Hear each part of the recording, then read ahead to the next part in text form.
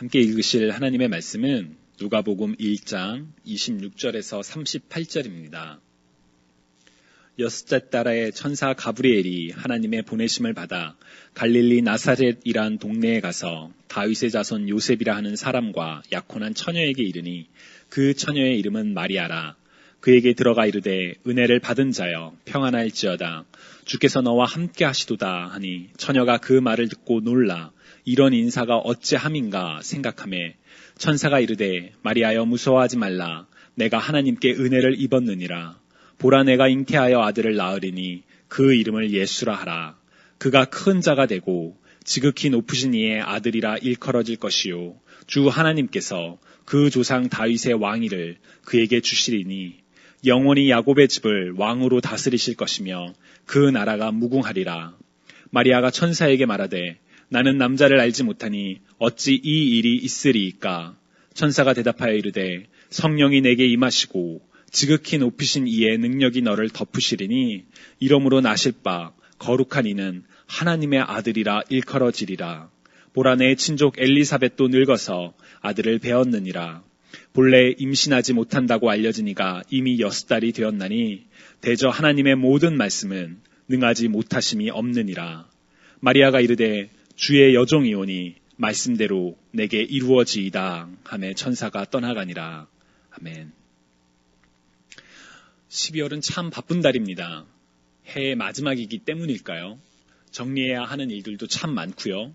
해가 가기 전에 만나야 하는 사람들도 참 많지요. 그리고 올 한 해를 돌아볼 수 있는 마지막 달이기도 하기 때문에 연말인 12월은 참 바쁜 달입니다. 그런데 문제는 바쁘다는 이유로 우리는 정작 중요한 것들을 자주 놓칠 때가 있습니다. 여러분 혹시 이번 주가 무슨 주인지 기억하고 계시는지요? 이번 주는 대강절 두 번째 주입니다. 대강절은 아시는 것처럼 2000년 전에 오신 예수님을 기억하는 동시에 다시 오실 예수님을 기다리는 아주 특별한 절기입니다. 제가 한국에 있을 때에는 절기에 그렇게 많은 관심이 있지는 않았던 것 같습니다. 제가 출석했던 교회들에서도 대강절 혹은 대림절이라고 불리는 성탄 이전의 4주의 시간에 대해서 그렇게 강조를 하지는 않았던 것 같기도 합니다. 그러나 미국의 신학교에서 공부를 하면서 기독교의 절기에 대해서 아주 새로운 생각들을 갖게 되었습니다. 우리가 속해 있는 미국 장로교에서도 이러한 절기들에 대해서 특별한 강조를 하고 있습니다. 우리 장로교에서 절기를 강조하고 있는 이유는 절기를 지킴으로써 예수 그리스도가 우리 삶의 중심임을 확인하고 예수 그리스도를 통해 이루어진 하나님의 구원을 절기의 때마다 돌아보기 위함입니다. 그래서 교회의 절기는 예수 그리스도를 중심으로 되어 있지요. 예수 그리스도의 오심을 기억하고 기다리는 대강절, 예수님이 이 땅에 오심을 축하하는 성탄절, 예수 그리스도의 고난을 돌아보는 사순절, 그리고 예수 그리스도의 부활을 기념하는 부활절 등과 같은 모든 절기는 바로 예수 그리스도의 삶과 직접적으로 연관되어 있습니다. 그렇다면 여러분들께서는 이 절기들을 어떻게 보내고 계시는지요? 특별히 예수 그리스도의 오심을 기억하고 기다리는 대강절을 2017년의 대강절을 어떻게 보내고 계시는지요? 오늘은 누가복음의 말씀을 통해 대강절의 기간에 우리가 기억하고 행해야 하는 한 가지에 대해서 말씀을 나누고자 합니다. 그것은 바로 보이지 않는 곳에서의 희망입니다. 오늘 우리가 읽은 본문은 마리아의 수태고지로 알려져 있는 본문입니다.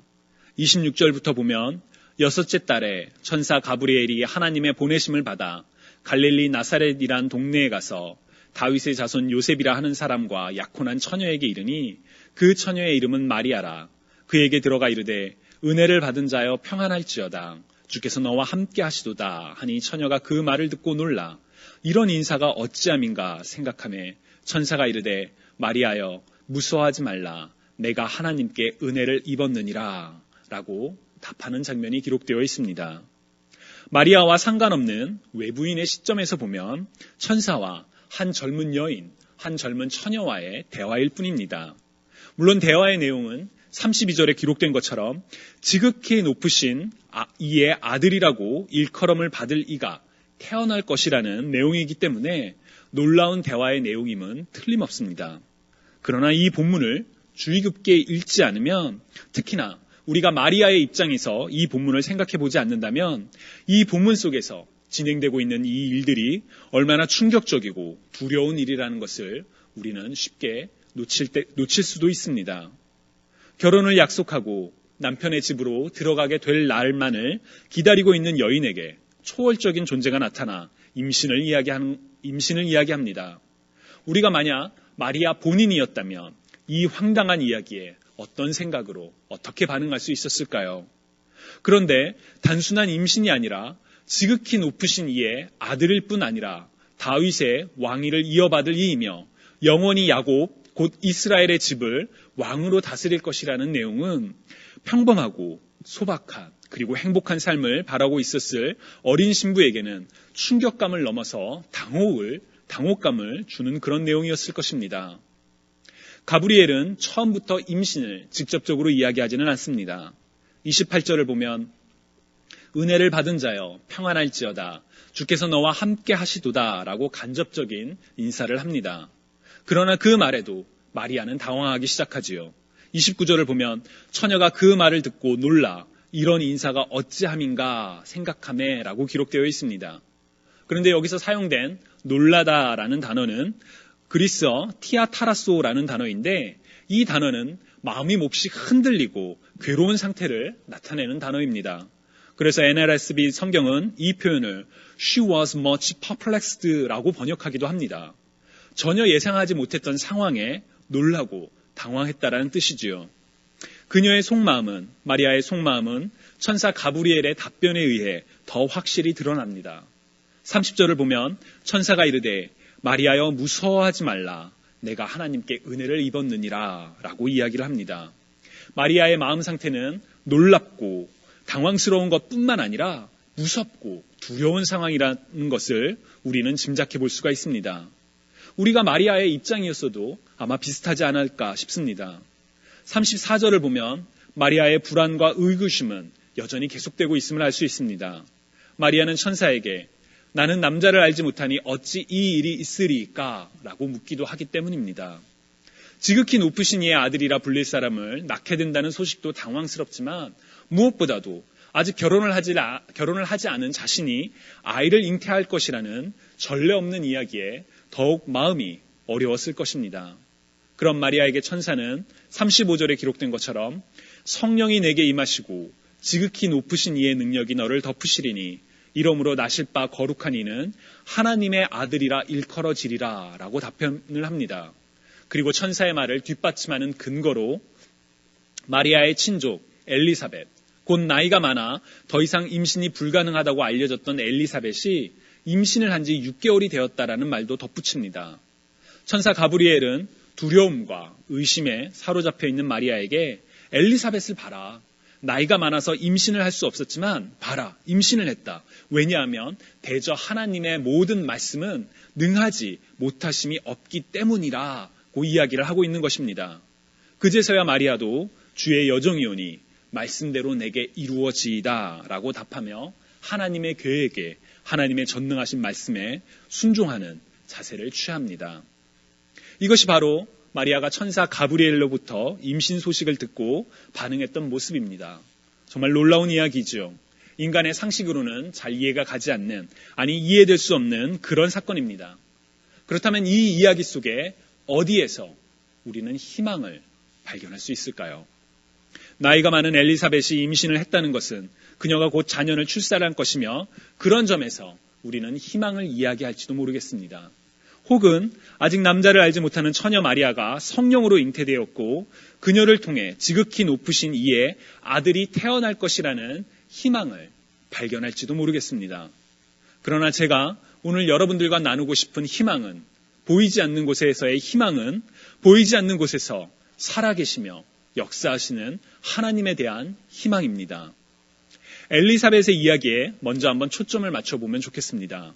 누가복음 1장 5절에서 7절을 보면 유대왕 헤롯 때에 아비야 반열에 제사장 한 사람이 있었으니 이름은 사가랴요 그의 아내는 아론의 자손이니 이름은 엘리사벳이라. 이 두 사람이 하나님 앞에 의인이니 주의 모든 계명과 규례대로 흠이 없이 행하더라. 엘리사벳이 잉태를 못함으로 그들에게 자식이 없고 두 사람의 나이가 많더라. 아멘. 성경은 세례 요한의 아버지인 사가랴와 어머니인 엘리사벳이 어떠한 사람인지를 우리에게 설명을 합니다. 아론의 자손이며 하나님 앞에서 계명과 규례를 지키며 살았던 의로운 인물들. 그러나 아이가 없었고 나이가 많아서 이제는 더 이상 아이를 바랄 수 없는 그런 인물들이었음을 이야기하고 있습니다. 젊은 시절에 사가랴와 엘리사벳은 분명 자녀를 원했을 것입니다. 이스라엘 사람에게 자녀는 하나님의 축복이었기 때문이지요. 그러나 해가 지나도 자녀가 생기지 않자 마음이 어려워지기 시작했을 것입니다. 그리고 오랜 시간이 지나서 더 이상 아이를 가질 수 없는 몸이 되자 자녀에 대한 소망은 사라졌을 것입니다. 그렇게 시간이 흘렀을 것이고 사가랴와 엘리사벳을 비롯한 주변 그 어느 누구도 이들 부부가 자녀를 갖게 될 것이라는 것은 상상조차 하지 못했을 것입니다. 인간의 관점에서는 자녀에 대한 소망이 끊어졌던 시점이지요. 그러나 하나님의 관점에서는 모두가 불가능하다고 더 이상 소망이 없다고 이야기하는 그런 상황이었다 할지라도 그 상황을 지나 언젠가 반드시 이루어질 희망의 씨앗이 머물고 있었습니다. 그리고 마침내 임한 하나님의 때에 사가랴는 천사 가브리엘을 만나 엘리사벳이 잉태를 할 것이라는 소식을 전해 듣게 되죠. 사가랴의 대답은 앞서 우리가 살펴봤던 마리아의 대답과 비슷합니다. 누가복음 1장 18절을 보면 내가 이것을 어떻게 알리요? 내가 늙고 아내도 나이가 많으니이다 라고 답을 했습니다. 불가능하다는 것이지요. 이제는 자녀에 대한 소망이 나는 없습니다. 그것은 이루어질 수 없는 일입니다 라고 이야기를 하는 것이지요. 그러나 그런 인간의 관점과 상관없이 하나님은 하나님의 계획을 준비해 오셨고 진행하셨으며 성취하셨습니다. 인간의 눈으로는 가늠할 수도 없고 예측할 수도 없는 그런 일들이 인간들이 알지 못한 바로 그곳에서 이미 진행되고 있었던 것입니다. 바로 하나님이 살아계시기 때문이지요. 이 일을 행하시는 여호와, 그것을 지어 성취하는 여호와가 살아계시기 때문에 비로소 희망이 있는 것입니다. 마리아의 관점에서도 마찬가지입니다. 마리아는 소망이 있었겠지요. 그 소망은 이제 얼마 안 있으면 요셉과 함께 가정을 이루고 행복한 삶을 살아갈 것이라는 소망. 그러나 천사 가브리엘이 나타나 그 소망을 뿌리채 뒤흔듭니다. 아직 요셉과 한 집에서 살게 된 것이 아닌데 임신을 할 것이라는 이야기를 하기 때문이지요. 뿐만 아니라 그 아이가 요셉의 아이가 아니라 자신이 기다려온 남편의 아이가 아니라 지극히 높으신 이의 아들일 것이라고 불리게 된다는 이야기를 합니다. 마리아는 마음이 크게 뒤흔들리고 두려웠을 것입니다. 이 일을 어떻게 하나 하는 불안감과 걱정도 있었겠지요. 혼인을 하기 전에 아이를 가짐으로 말미암아 겪게 될 비난과 심판이 그녀는 무서웠을 것입니다. 그러한 걱정과 불안 속에서 마리아를 힘들게 했던 것은 전혀 예상하지 못했던, 그러나 이미 선포된 하나님의 계획이었을 것입니다. 마리아는 자신이 결혼하기 전에 그것도 하나님의 아들이라고 일컫는 아이를 잉태하게 될 것이라는 것은 단 한 번도 그녀의 미래 계획에서 생각해 본 일이 없는 일이었습니다. 감히 그런 일이 자신에게 일어날 것이라는 상상조차 해보지 못했을 것입니다. 그러나 그 일은 이미 진행되고 있었습니다. 천사 가브리엘이 마리아에게 수태 소식을, 임신 소식을 전하기 전에 이미 6개월 전에 사가랴에게 나타나 엘리사벳이 임신한 것을 전했기 때문입니다. 마리아가 알지 못했던 곳에서 이미 하나님의 계획이 진행되고 있었던 것이지요. 마리아가 알지 못하는 곳에서, 마리아의 능력이 벗어난 곳에서 이미 하나님께서는 이 일을 계획하셨고 진행하셨으며 성취하셨습니다. 마리아를 통해 살아계신 하나님의 아들 곧 예수 그리스도가 태어났기 때문입니다. 우리가 감히 상상해 본 적이 없고 우리의 눈에는 전혀 보이지 않고 우리의 인식과 능력으로는 도저히 불가능하다고, 희망이 없다고 생각하는 바로 그곳에서 하나님의 계획은, 하나님께서는 하나님의 계획을 진행하고 계시다는 사실을 여러분은 믿으시는지요? 그리스도인으로서 우리의 희망이 어디에 있습니까? 바로 살아계신 하나님께서 이를 행하시며 성취하신다는 것입니다. 예수 그리스도의 탄생이 바로 우리의 희망의 증거인 것이지요. 살아계신 하나님께서 예수 그리스도를 통해 우리를 구원하셨으며 우리를 향한 하나님의 사랑을 확실히 증명하셨기 때문입니다. 주님이 사랑하시는 여러분, 지금까지 어떠한 삶을, 지금까지 살아오셨던 여러분의 인생의 길을 한번 돌아보시기 바랍니다. 그동안 걸어왔던 여러분의 인생의 여정이 여러분께서 꿈꾸셨던 인생의 계획에 포함되어 있는지요? 일부분은 여러분들이 바라였던 대로 간절히 소망했던 그 일들이 이루어진 내용일 수도 있습니다.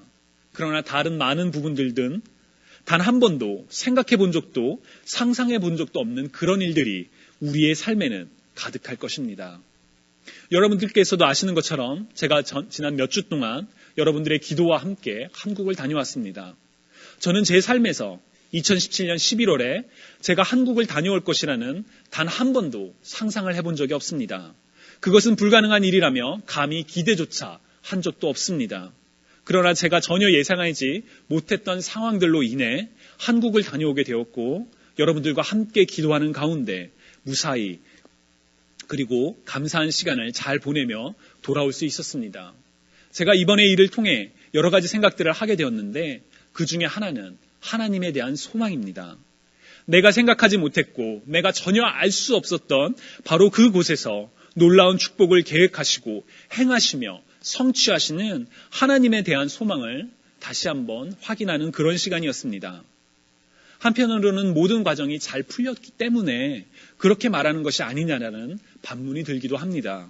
맞습니다. 인생이 잘 되면 하나님의 뜻이고 잘 안 되면 하나님의 축복이 아니라고 생각하는 것은 위험한 생각입니다. 왜냐하면 하나님의 계획이 진행되는 과정 속에는 우리의 인간의 눈으로는 도저히 이해할 수 없고 안타깝고 속상한 상황들도 일어날 수 있기 때문입니다. 엘리사벳은 나이가 들어 더 이상 출산이 불가능하다고 여겨질 시점까지 그녀는 아이를 갖지 못했었지요. 하나님의 말씀대로 살아온 의로운 부부였음에도 그들은 하나님의 축복을 받지 못했던 것처럼 여겨지기도 했습니다. 마리아는 임신 소식에 두렵고 불안했습니다. 결혼 이전에 처녀가 아이를 잉태하는 것은 곧 부정한 일이었고 죽음으로도 이어질 수 있었기 때문이지요. 그러나 그 불안하고 절망스러운 순간에도 하나님은, 살아계신 하나님은 일을 계획하셨고 행하셨으며 성취하셨습니다. 우리가 살아가야 하는 삶 속에서도 항상 좋은 일만이 가득하지는 않을 것입니다. 우리는 때때로 실패를 경험하며 좌절을 할 때가 있을 것이고 때로는 몸과 마음이 약하여 힘든 시간을 보낼 때도 있을 것입니다. 바라던 직업을 갖지 못해, 바라던 사람을 만나지 못해 마음이 아픈 시기도 있을 것입니다. 관계로 인하여 애통하는 일도 있을 것입니다. 그리고 사랑하는 사람과 다시는 만날 수 없는 이별의 눈물을 흘려야 하는 때도 있을 것입니다. 삶은 마치 낮과 밤이 오가는 것처럼 좋은 일, 안 좋은 일, 기쁜 일, 슬픈 일이 반복될 것입니다. 그러나 그러한 기쁨과 슬픔이 반복되는 삶이라 할지라도 우리에게는 희망이 있습니다. 바로 살아계신 하나님에 대한 희망입니다. 살아계신 하나님께서는 선지자 예레미야를 통해 이렇게 말씀하셨습니다. 이를 행하시는 여호와, 그것을 만들며 성취하시는 여호와, 그의 이름을 여호와라 하는 이가 이와 같이 이르시도다. 너는 내게 부르짖으라. 내가 내게 응답하겠고 내가 알지 못하는 크고 은밀한 일을 내게 보이리라. 주님이 사랑하시는 여러분, 이 살아계신 하나님에 대한 희망을 가지시는 저와 여러분이 되시기를 간절히 소망합니다. 보이지 않는 곳에서 우리가 감히 상상하지도 꿈꾸지도 못했던 바로 그곳에서 일을 행하시는 하나님의 증거가 예수 그리스도이심을 기억하시기 바랍니다. 하나님의 백성들은 선지자들을 통해 예언되어 왔던 메시아의 임재를 간절히 소망했습니다. 그러나 그들 중 많은 사람들은 그때를 알지 못한 채 고통과 절망 속에서 울부짖기도 했었지요. 그러나 하나님의 계획은 그 과정 속에서도 계속 진행되고 있었고 하나님의 때에 하나님의 방법으로 성취되었다는 것을 기억하시기 바랍니다. 마찬가지로 우리의 삶 속에서도 아무것도 보이지 않고 이제는 도저히 어찌할 바를 모른다 하는 그런 상황이 온다 할지라도 여전히 하나님은 살아계시며 여전히 하나님은 일을 행하시며 여전히 하나님은 그것을 지어 성취하실 것이라는 것을 희망을 가지시기 바랍니다. 바로 이것이 우리의 희망입니다. 우리 그리스도인의 희망은 될지 안 될지 모르는 어떤 불확실한 것에 대한 소망이 아니라 말씀하신 대로 반드시 행하시는 신실하신 하나님으로 말미암은 확실함에 대한 소망이라는 것을 믿으시기 바랍니다. 예수 그리스도의 오심을 기억하고 기다리는 이 대강절의 기간에 바로 이 희망을, 보이지 않는 곳에서 반드시 성취되는 희망을 다시 한번 되새기는 저와 여러분이 되시기를 간절히 소망합니다. 우리가 볼 수 없는 그곳에서 여전히 하나님께서는 살아 역사하고 계십니다. 바로 이 희망의 하나님께 감사와 찬양을 드리며 굳건히 신뢰하는 저와 여러분이 되시기를 주님의 이름으로 간절히 축원합니다.